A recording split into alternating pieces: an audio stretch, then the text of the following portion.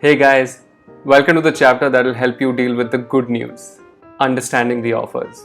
Now I know in most cases, just receiving an offer letter is exciting enough to jump onto. But before you could go ahead and pour all your life energy into a job, it's important to understand what it is that is being offered. Getting all the information before making a decision is always the right thing to do. So to make an informed decision, here are a few things right off the bat. Number 1. Understanding the company culture. No meaningful growth happens in the short run. So what you want is to put yourself in a position where you can thrive in the long run. And to be able to do that, you will have to understand the compounding benefits of being at a company for the long run. The more time you spend with the people in the company, into the system, the more trust you build. And that trust gets reciprocated. And this is something that cannot be short-circuited.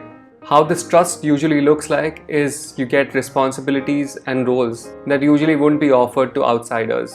So it's very important to understand where you can fit in the long run.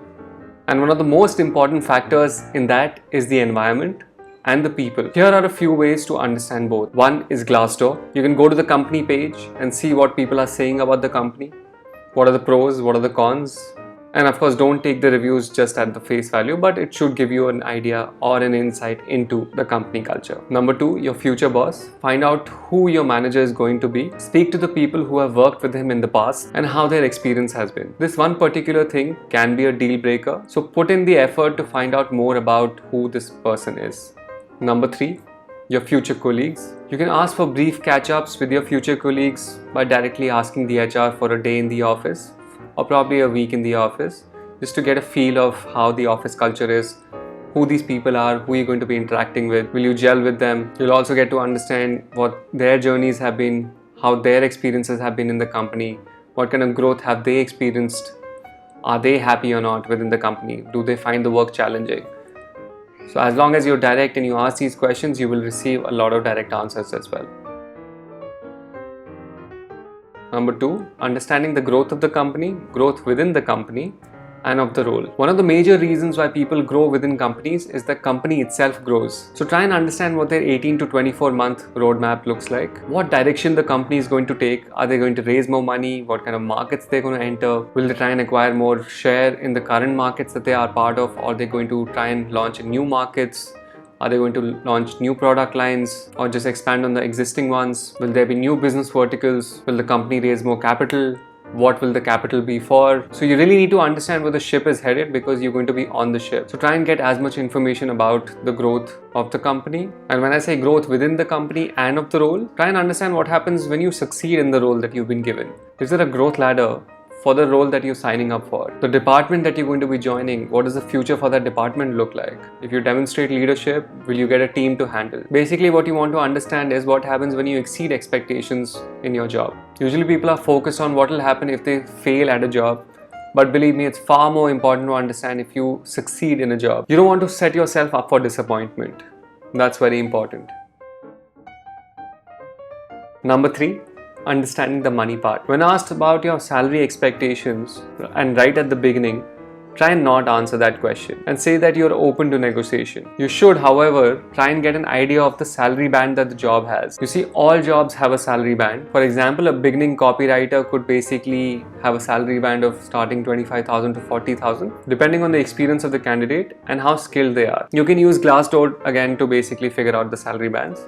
It'll give you an estimate of what it is. When asked about your previous salaries and anything about your past, try and be as transparent as possible. If they ask for proof, show it to them. You shouldn't hesitate to show proof. Hiding stuff usually comes off as shady. What you're really trying to do is to establish leverage by showing that you're the best candidate for the job. And once you show that you're the best candidate, then negotiate. Number 2, understand how inflation works. If you have been at the same salary for the past 3 years, you've been earning less every year from the year before. Example, if you've been earning, let's say, 40,000 in the year 2015 and have been at the same salary for 3 years, and for the 40,000 2015 salary to match 2018, it would have to be 45,500, as inflation would have eaten into the value of money. So inflation adjusted salaries is another tool that you could use to basically negotiate later on. And understand this is the reason why the lowest appraised salaries in all the big companies is 5%, because what they're trying to do is basically match your salary to the inflation so that it doesn't drop below that. And this happens even if you're a poor performer.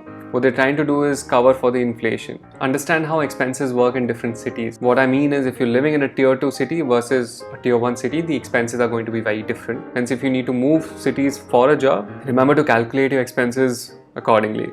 Example, if you're living in Chandigarh in your own house and you need to move to Bombay and where you'll have to rent a house, your expenses can easily shoot up from 10-20,000 a month to probably like 70-80,000 a month because Bombay is a very expensive city.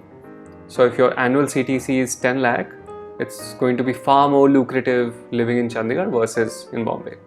So keep that in mind. The point of understanding the money aspect is to establish a salary baseline expectation for yourself so that you know what number is okay, what number is good, and what number is great. And these numbers you should have in your head even before you start negotiating with the person.